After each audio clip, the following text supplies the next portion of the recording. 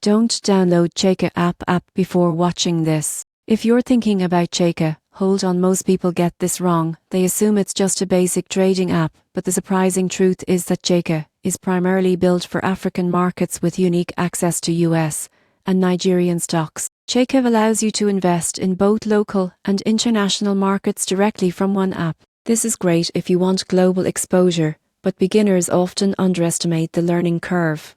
You'll need to understand foreign exchange rates, international fees, and local regulatory rules before diving in. One thing many users overlook is funding. Chaka requires verified bank accounts for deposits and withdrawals, and processing times can vary depending on your region. Unlike fully established US platforms, Chaka's operations may be slightly slower in some countries. Fees are another important factor. While Chaka promotes low-cost trading, there are spreads and small commission fees that can add up if you trade frequently. The surprising truth is that Chaka is best suited for long-term, strategic investments rather than rapid trading. Additionally, customer support can be inconsistent. As a platform bridging multiple markets, responses can be delayed, and the app is still evolving its educational resources for new investors. In conclusion, don't download Chaka if you expect a seamless, instant trading experience like US apps. It's ideal for investors looking to access both Nigerian and international markets safely, but patience and preparation are key.